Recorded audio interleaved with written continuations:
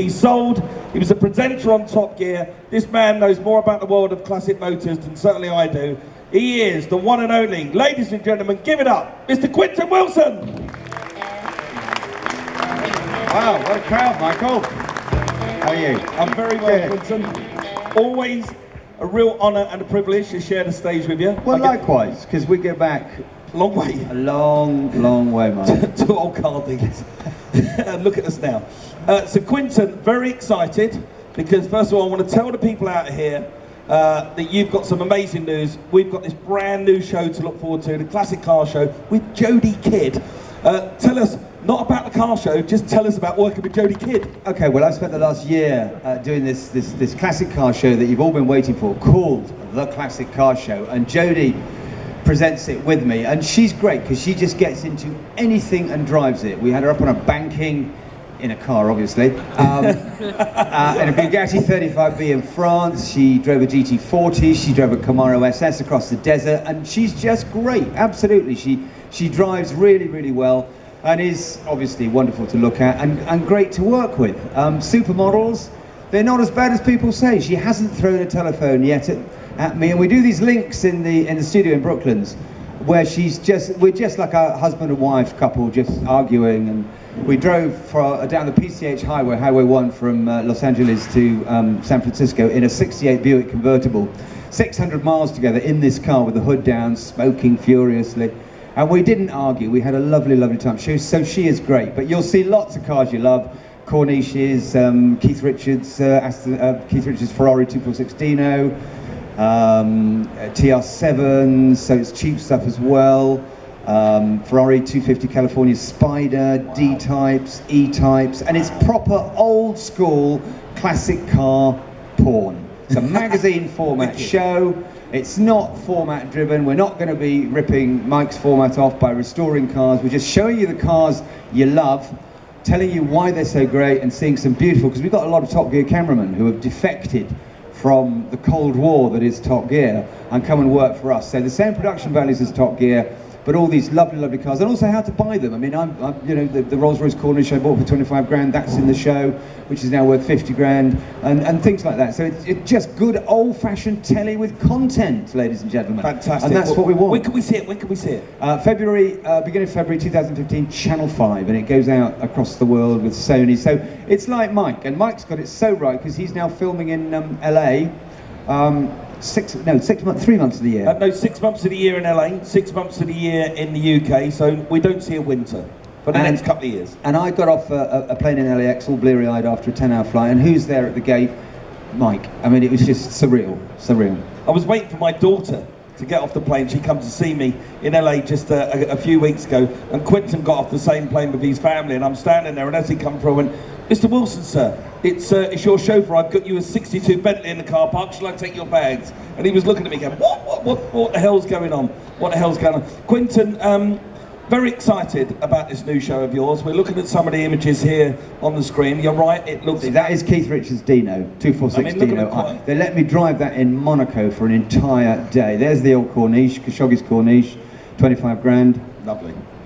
Now, Quentin, me and you, with cars like this, we said this yesterday, we're very fortunate, me and you. Our careers have just coincided at the right moment. The stars have aligned for us, because we're riding the crest of this amazing wave of classic and collectors cars around the world at the moment. And me and you, our careers have coincided just at the right moment that we get to do stuff like this and we get to talk about it. The world of collector and classic cars is just going through the roof. And do you know what's really nice, Mike? And I guess this concerns everybody in this audience here, because you've all come, you've made the effort to come here today, because you've always loved these old cars. And we have always been right about this, haven't we? This hobby is wonderful, and it's mainstream now because classic cars are cool. And there are certain other television programs, which shall remain nameless, about cars, who don't do this stuff, and they laugh at classic car enthusiasts and say, you know, we've got body hygiene issues and we're lonely blokes in lockups with no girlfriends tinkering with these cars. Well, ladies and gentlemen, look, this is one of the biggest classic car shows in the whole of Europe.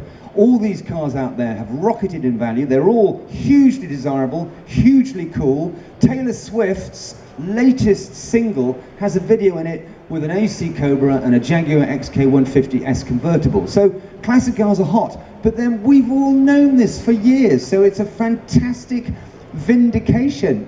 Jeremy, off. Sorry, the other show that you're talking about is this Last of the Summer Wine. Yeah, Last of the Summer Wine for Cars. It is Last of the Summer Wine for Cars. They are Compo, Clegg and the other guy just knobbing around the world, aren't they? That's all it's become. So Quentin, let's just talk about this nostalgia at the moment for classic cars. You're right, Taylor Swift has got them featured in her videos. Classic cars of course. We've got lots of young people in the audience. I was over at your stage. It was packed with young men, young ladies, all putting their hands up, wanting to ask questions of you, of me, about the world of classic cars. We've got the young Morris Minor Register over there. It's great. And it's fantastic. It's no longer actually cool to go and buy yourself a Volkswagen Polo as your first car. Now you want to go and buy a Spitfire or a Traveller or a Minor. Or a VW Beetle, or any of these things, or a Bedford CA van. What a cool car that is, with the sliding doors. Sliding doors, they lock back as well, a little delivery van. I managed to buy one off a drunk guy at a party, or me and my wife managed to buy one off a drunk guy at a party. 1960 Bedford CA, 1500, wonderful little delivery van that was turned into a little crew bus.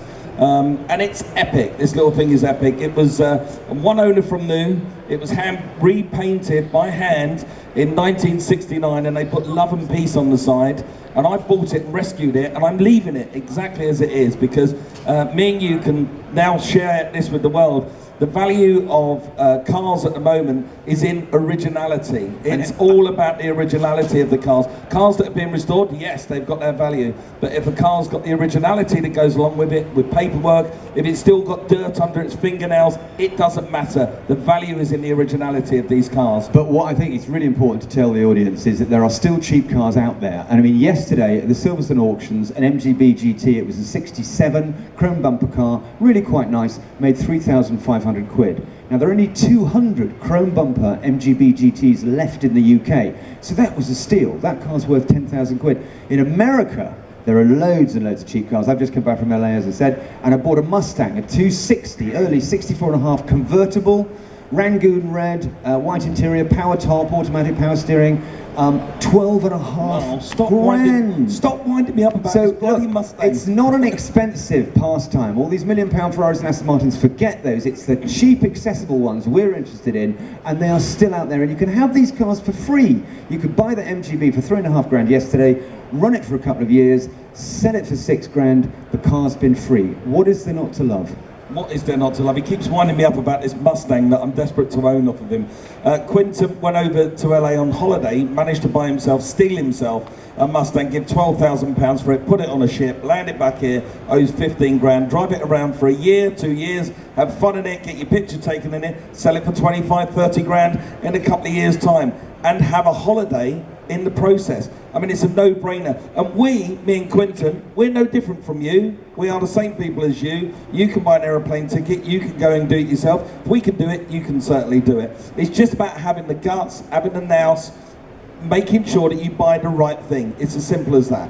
Which means you've got to watch Wheeler Dealers and the Classic Car Show, because we'll tell you how to do it.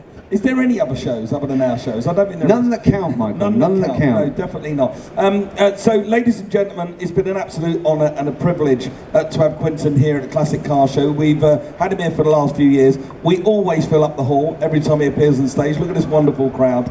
I think it's only right and proper, because this is the last show today with Quentin, that we give it up for the one and only Mr. Quentin Willson. And well done to you lot for supporting this hobby so powerfully, because without you, we wouldn't have all this, and it's great. Michael, thank you very much. Always a privilege and a pleasure, mate. Bye-bye.